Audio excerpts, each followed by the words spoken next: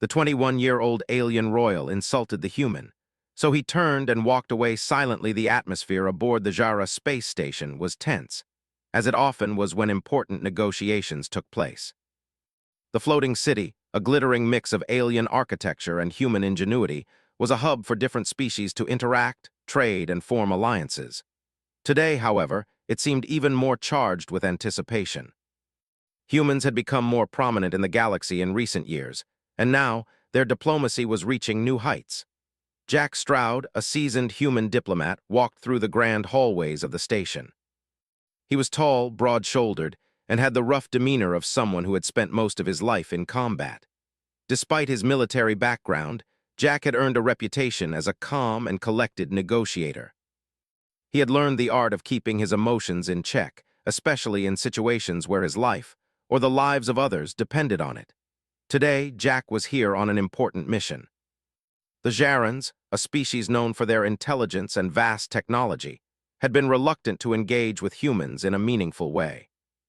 But now, with tensions rising across the galaxy, Jack had been sent to establish a treaty that would allow both races to trade resources and technology.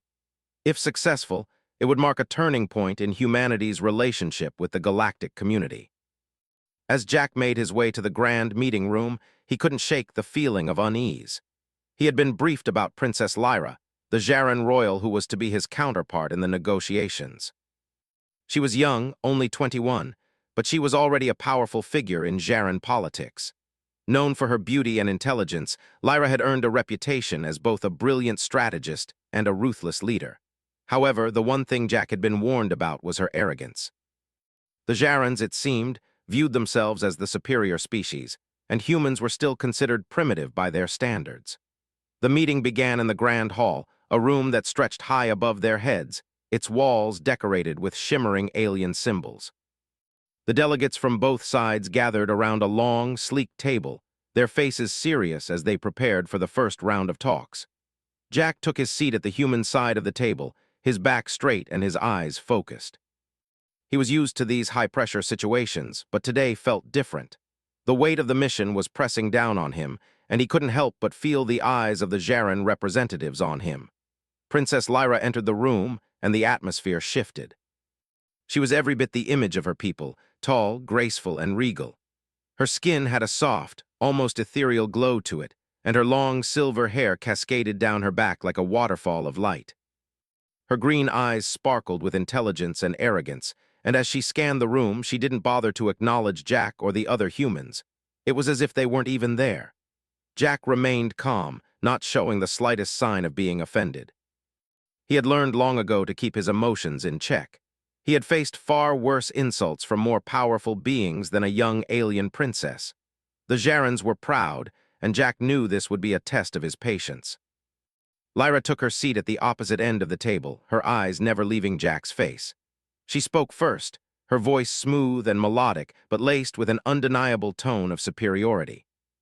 "It's good to see that humans have finally learned the importance of diplomacy," she said, her gaze briefly flicking to Jack's uniform. "Though I must say, I expected better attire for such a prestigious event. The humans have always been rather basic, haven't they?" The insult hung in the air like a heavy cloud. Jack could feel the weight of her words, but he didn't flinch. He simply kept his gaze steady, his expression unreadable. He had heard worse, much worse. The other Jaran delegates exchanged looks, clearly expecting Jack to react. They were used to seeing humans either become angry or intimidated in the face of insults. But Jack didn't do either. He simply nodded slightly, acknowledging her words without engaging. It was a tactic he had perfected over the years. Silence was often the most powerful response to arrogance. Lyra, on the other hand, seemed taken aback. She was used to people responding to her jabs, but Jack was different. His lack of reaction seemed to throw her off. She tried again, her tone sharper this time. "I suppose your people have become accustomed to scraping by in the galaxy's shadows. It's a wonder you managed to even build a station like this one." Jack remained silent, his eyes fixed on her, unwavering. He wasn't here to argue with her. He was here to secure a deal, and he wasn't going to let her petty insults distract him. The tension in the room grew thick, and Lyra's eyes narrowed as she realized her words had no effect on Jack. She was used to having the upper hand, to making people feel small, But here in this room it was as if she was speaking to a wall. Her voice softened, but the edge was still there. "You may have your uses, human," she said, her gaze flicking to the other human delegates. "But I am not sure your people are truly ready to engage with us on an equal level." Jack's lips twitched, but he remained silent. He could have argued, could have pointed out the countless ways in which humanity had proven itself capable. But he didn't need to. The silence was enough. The longer he remained calm and unreactive, the more it spoke to the room about his character. Lyra's insults were not only falling on deaf ears, they were beginning to make her look petty. The meeting continued, and Lyra's attempts to belittle Jack grew more blatant. She sneered at his ideas during the discussions, dismissing them without even considering their merit. But Jack didn't take the bait. He stayed focused, answering questions from the other delegates with clear, concise logic. His calm demeanor only made Lyra's provocations seem more childish in comparison. By the end of the meeting, the delegates from both sides were visibly uncomfortable. The humans had expected some tension, but nothing like this. Jack's restraint was impressive, and it was clear that Lyra's usual tactics were not having the desired effect. As the meeting adjourned, Jack stood up slowly, his posture relaxed yet imposing. He glanced at Lyra one last time before turning and walking away, his footsteps echoing in the grand hall. There was no grand gesture, no angry words, just the silent, undeniable message that he would not be provoked. Lyra watched him leave, her expression unreadable. For the first time in a long while, she felt a flicker of doubt. This human, this diplomat, had not only withstood her insults, he had made her look foolish without saying a word. As Jack disappeared from sight, the room fell into an uncomfortable silence. The Jaren delegates exchanged uncertain glances, clearly unsure of how to interpret what had just happened. Lyra, however, was already deep in thought, her mind racing as she processed what had just transpired. This human diplomat, he was unlike anyone she had ever encountered. Over the next few days, the atmosphere at the Jara space station became even more tense. Jack Stroud had expected some friction in his negotiations with the Jaren delegation, but he hadn't anticipated how relentless Princess Lyra's attempts to provoke him would be. It seemed she was determined to break his composure, to make him react, anything to prove that humans were not capable of standing up to her species' superiority. Each day, their meetings grew more intense. Jack remained cool, answering questions and making strategic points during the negotiations with calm precision. His mind was focused on the end goal, the trade deal, and he refused to let Lyra's insults or mockery distract him from that mission. But each time she took a jab at humanity, a new layer of tension was added to the already charged atmosphere. On the third day of the talks, Lyra made her move again. The room was filled with delegates from both sides, and the topic of discussion was humanity's proposal to help the Jarans improve their agricultural systems using technology from Earth. Jack had worked tirelessly to prepare this plan, believing that it could benefit both sides, especially the Jarans, whose planet had struggled with overuse of their natural resources for centuries. Lyra, however, was not impressed. She looked at Jack with a raised eyebrow as he explained the plan in detail, her expression one of bemused disdain. "You suggest we take advice from your primitive world's farming methods?" she asked, her voice laced with sarcasm. "Humans have yet to master interplanetary agriculture, yet you think you have the answer for us? How quaint." The other delegates fell silent, and Jack could feel their eyes on him. Lyra's insult was direct, but Jack did not flinch. Instead, he met her gaze steadily. "It's not about farming methods, Princess," he said calmly. "It's about sustainable growth. Earth has faced similar challenges in our history, and we've developed effective ways to balance growth with conservation. I'm offering a solution that benefits both of us, not just humans." Lyra's eyes flashed with irritation. She opened her mouth to respond, but Jack continued undeterred. "I suggest you consider it before dismissing it. There's no harm in exploring new possibilities." For a moment, Lyra seemed taken aback. She was used to commanding the room, to being the one who dictated terms. But Jack's unwavering confidence was starting to have an effect on her.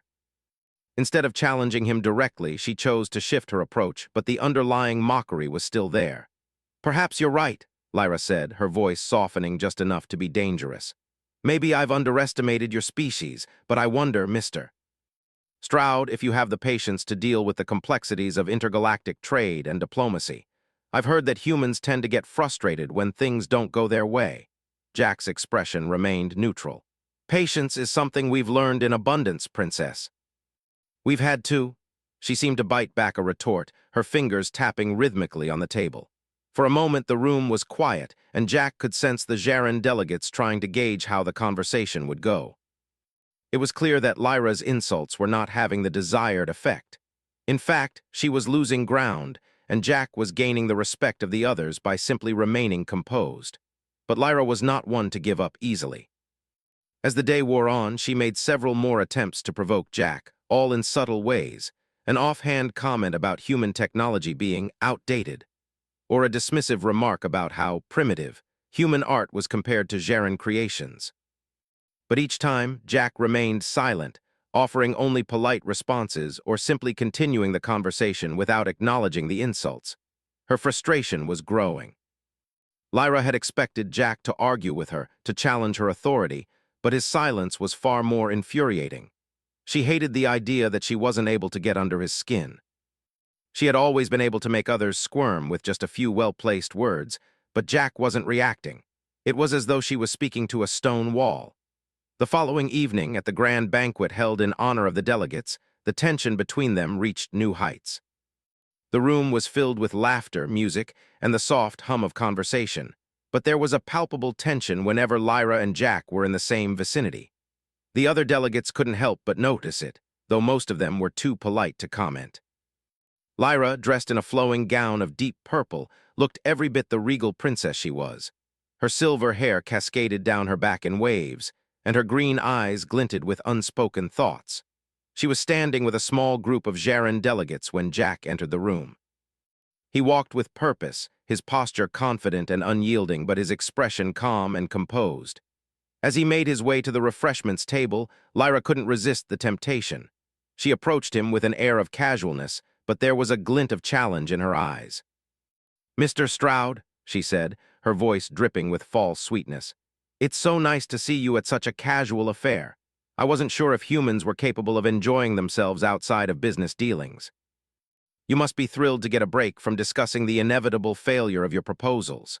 Jack turned to face her, his gaze unwavering. For a moment, there was silence between them. The room seemed to quiet slightly, as if everyone was waiting for Jack to finally respond. He didn't. Instead, Jack reached for a glass of water, taking a slow sip before setting it down. "I find that even in the most serious of negotiations, it's important to stay grounded," he said softly. "And I enjoy the occasional reminder that there's more to life than politics and trade." Lyra's smile faltered for a moment, but she quickly recovered, though Jack noticed a flicker of something, perhaps frustration, pass across her face. She had expected a verbal sparring match, but once again Jack had given her nothing. He hadn't even flinched when she tried to provoke him. "How charming," Lyra said, her tone sharp. "Though I wonder how long that will last. Sooner or later, the reality of your people's limitations will catch up with you." "Perhaps," Jack said, his tone even, "but it's never stopped us from trying before." Lyra's eyes narrowed, and Jack knew she was frustrated. Her attempts to provoke him were failing, and the longer it went on, the more dangerous her frustration became.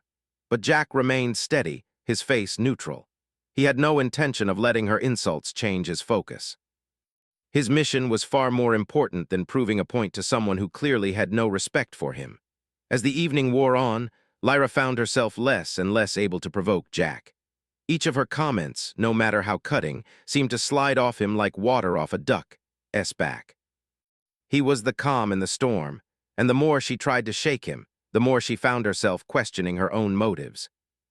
After a particularly cutting remark about humanity's supposed inferiority in scientific advancements, Lyra turned to leave, only to find Jack already walking away. He hadn't said a word, but his movements spoke volumes. He was done. He wasn't playing her game, and she was left standing there, watching him walk away with his usual unflinching composure. For the first time, Lyra felt something she wasn't accustomed to: doubt. Jack's quiet, steady presence had shaken her. His silence, rather than being a weakness, had become his strength. And in that moment, Lyra realized that perhaps it was she who had underestimated him, and humanity as a whole. The days on Jara's surface were harsh. The planet, once home to an ancient and flourishing civilization, now showed the scars of its overuse. The cities on the surface were advanced, their technology capable of harnessing energy from distant stars, but beneath the surface, Jara's environment was dying. Years of exploitation had taken their toll, and the planet's once lush deserts were now barren and hostile. Only the bravest ventured into the wilds, and even then it was with great caution. Today, Jack Stroud and Princess Lyra found themselves in the heart of one of those wilds, on a mission that neither of them had expected. Both had been sent, along with a small group of delegates, to recover an ancient artifact from a long-forgotten temple buried deep in the desert. The artifact was said to hold secrets that could change the balance of power in the galaxy. It was a critical part of the negotiations, and though Jack had initially been skeptical about leaving the station, he now understood why it was necessary. Lyra had insisted on accompanying him, eager to demonstrate that she wasn't just a princess with a sharp tongue, but someone who could handle herself in difficult situations. Jack had no intention of arguing. He had seen how fiercely independent she was, even if her pride often got the best of her. The desert was unforgiving. The sun beat down relentlessly, and the winds kicked up sand in every direction, making the air feel thick and suffocating.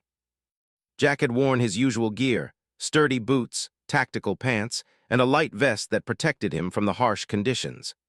Lyra, however, had dressed more elegantly, her flowing robe now a dusty mess as it trailed behind her. It was clear she was not accustomed to such environments. At first, the journey had been quiet. The silence between Jack and Lyra was a constant presence, a tension that neither of them acknowledged but both felt. Jack's mind was on the mission. He knew the importance of recovering the artifact.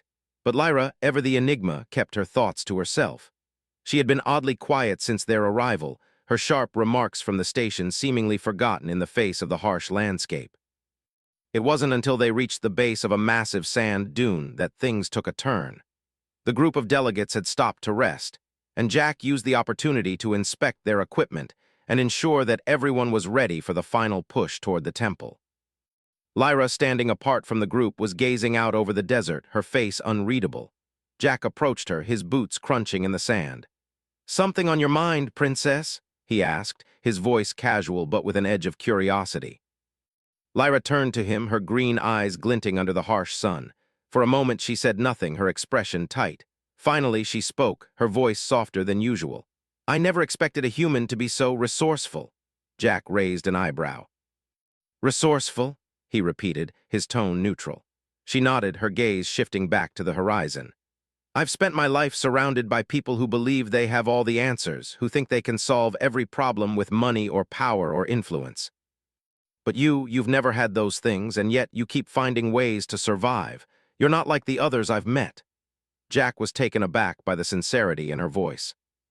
He had expected another insult, another jab at humanity's supposed inferiority, but instead he had received a compliment, however begrudging it may have been.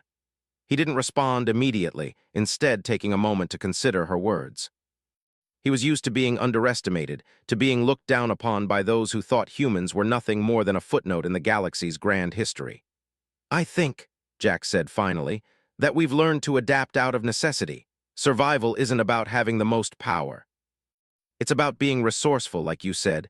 Humans don't have the luxury of standing still. We've had to keep moving forward no matter the odds." Lyra looked at him then, her eyes narrowing slightly. For the first time, Jack could see the respect in her gaze, though it was tinged with something else. Curiosity, perhaps, or a desire to understand this strange species that refused to be broken. Before they could continue the conversation, one of the delegates called out, "We need to move. The temple is not far now." Jack nodded, glancing at Lyra one last time before turning to join the others. The silence between them had shifted. It was no longer just tension or antagonism, but something more complicated, something neither of them fully understood. The journey continued, and the closer they got to the temple, the more dangerous the terrain became. The sand dunes were steeper, the wind stronger, and the temperature had begun to rise to unbearable levels. By the time they reached the entrance to the ancient temple, the small group was exhausted, their bodies covered in dust and sweat. The temple itself was an imposing structure, its dark stone walls towering above them like silent sentinels. The entrance was narrow and hidden beneath a cliff face, almost as if the desert itself wanted to keep the secrets of the past buried. The delegates paused for a moment to catch their breath, and Jack took the opportunity to check their equipment once more. Lyra, however, seemed distracted. She stood at the edge of the group, staring at the temple entrance as though it held some deep personal meaning for her. Jack noticed the way her fingers twitched, how her eyes flickered with a mix of determination and uncertainty. He approached her again, his voice low. "You okay?" Lyra didn't answer immediately, her eyes still fixed on the entrance. Finally, she spoke, her voice barely above a whisper. "This place, it feels wrong." Jack frowned. "What do you mean?" "It's hard to explain," she said, turning to face him. "This temple was built by my ancestors. It's where they kept their most valuable secrets, technology, knowledge, power. But it's also where everything started to go wrong. My people thought they could control the universe with what was hidden inside these walls, and look where it got us." There was something vulnerable in her voice, something Jack hadn't expected to hear. For the first time, he saw the weight of responsibility that Lyra carried, not just as a princess, but as someone who was fully aware of her people's flaws, of the mistakes that had led to Jara's decline. Jack didn't know what to say. He had never been in a position like this before, standing next to someone who held the weight of an entire species' history on her shoulders. But he didn't need to say anything. Sometimes, silence spoke louder than words. Without another word, they both turned toward the entrance. The group of delegates had already begun to make their way inside, eager to uncover the secrets that lay hidden within the temple's ancient walls. Jack and Lyra followed, stepping into the darkness of the temple. Inside, the air was cool and stale, a stark contrast to the oppressive heat outside. The walls were covered in strange carvings and symbols, their meaning lost to time.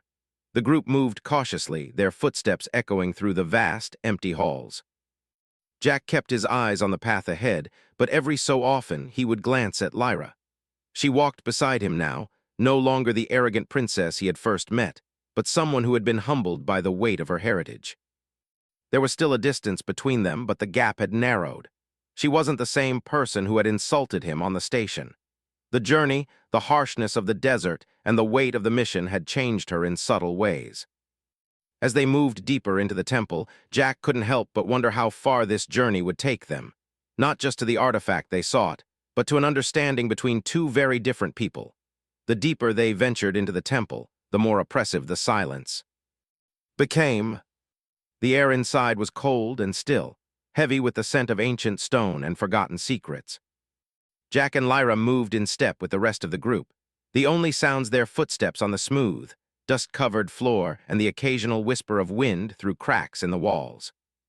The temple felt vast, stretching far beyond what the eye could see, a labyrinth of halls and chambers that seemed to go on forever. Despite the oppressive atmosphere, Jack's focus remained sharp. He had been in many dangerous situations before, and he knew that this mission, this temple, held more than just the promise of an artifact. There were deeper stakes at play here, both for humanity and for Lyra's people. Jara was on the brink, and if they couldn't recover the artifact, the galaxy's power structure would shift. In his mind, the mission was clear: get the artifact and get out, no matter what. But Lyra, for reasons Jack couldn't yet grasp, seemed to be unsettled. She kept glancing over her shoulder, her footsteps quickening whenever the dark shadows of the temple seemed to press closer. She was no longer the confident princess from the station, throwing insults and jabs at him at every turn. Here, in the quiet of the ancient halls, she seemed smaller, more uncertain. It wasn't until they reached a large chamber at the center of the temple that Jack noticed how different Lyra had become. She had stopped walking, standing still in the middle of the room, her head tilted back as if she were listening for something that wasn't there. The others kept moving unaware, but Jack slowed and approached her. "Princess," he said quietly, unsure if she had heard him. Lyra blinked as though snapping out of a trance and turned toward him. Her face was pale, her eyes wide and distant. "This place," she started, her voice trembling slightly, "it's calling me." Jack raised an eyebrow. "Calling you?"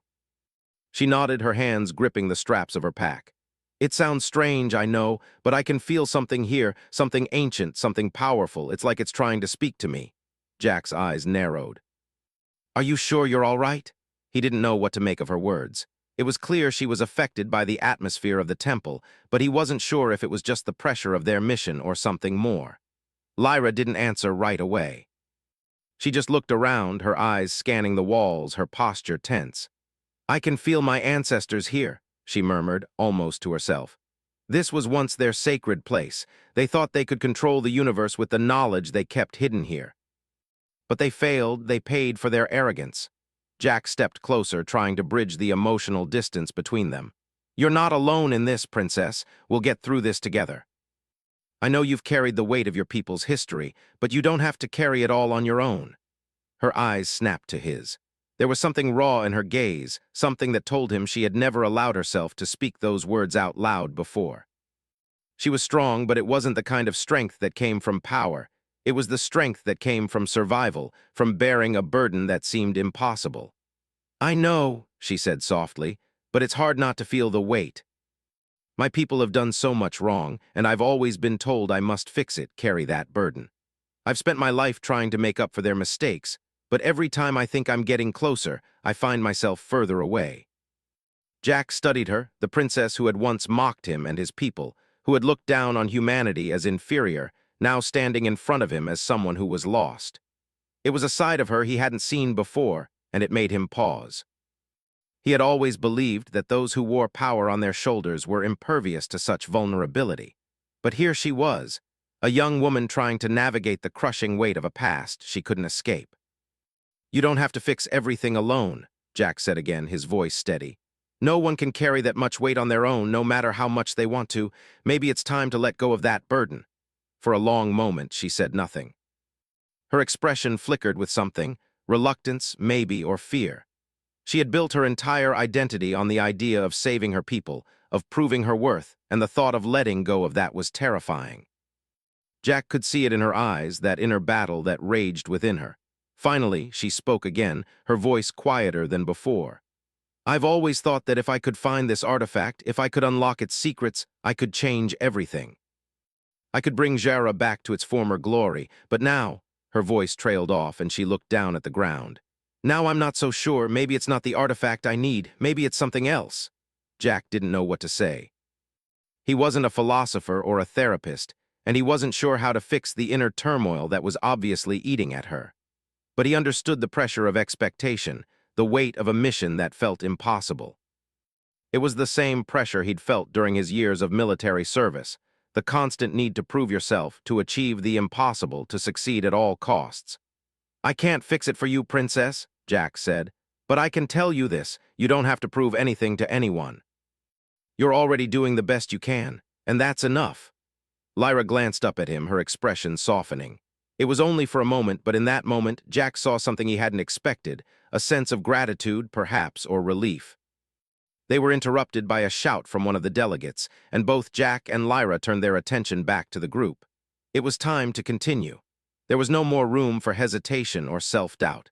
The artifact was waiting, and they had no choice but to move forward. The next chamber they entered was unlike any they had encountered so far. The walls were lined with strange symbols, glowing faintly with an eerie green light. The air was heavy, thick with the scent of something ancient. Jack felt the hairs on the back of his neck rise as they moved deeper into the chamber. This was where the artifact was hidden. Lyra stepped forward, her gaze fixed on a pedestal in the center of the room. The artifact sat there, bathed in soft green light, its form obscured by the shadows. It was a small, intricately carved object, but Jack could feel its power from where he stood. Lyra took a step forward, her hand outstretched. As she moved closer, the room seemed to pulse with energy, the symbols on the walls shifting and glowing brighter. It was as though the temple itself had come alive, reacting to her presence. Jack hesitated. He could feel the tension in the air, the sense that something was about to happen, something more than just retrieving the artifact. He wasn't sure if it was his military instincts kicking in or the strange atmosphere of the temple, but he couldn't shake the feeling that they were not alone. Lyra reached for the artifact, and as her fingers brushed against it, the chamber suddenly trembled. The ground beneath them shook, and a deep, rumbling sound echoed through the room. Jack instinctively reached for his weapon, but before he could react, the ground cracked open, and a blinding light poured from the center of the chamber. For a brief moment, everything went white. Then, as quickly as it had begun, the light faded, leaving behind a stunned silence. Lyra stood frozen, her hand still resting on the artifact. The air around them had grown thick, charged with an energy that felt almost alive. Jack's heart raced. They had activated something ancient and powerful, and they had no idea what it meant. The light from the artifact pulsed, filling the chamber with an eerie glow. Jack instinctively moved closer to Lyra, his hand hovering near his weapon. His mind raced. Whatever was happening, it wasn't just a malfunction in the temple. Something had triggered this, something ancient. The very air around them seemed charged with power, as if the artifact itself was waking after centuries of dormancy. Lyra stood frozen, her hand still lightly touching the artifact. Her eyes were wide with a mix of awe and something darker, something that hinted at fear. The shaking of the ground had stopped, but the tension in the room was palpable.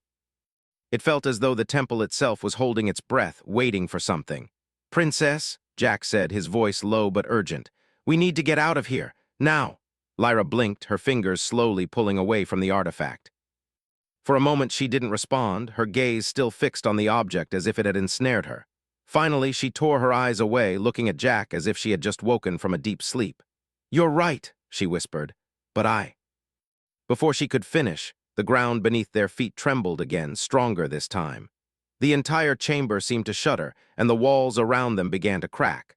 Large chunks of stone fell from the ceiling, sending dust and debris flying through the air.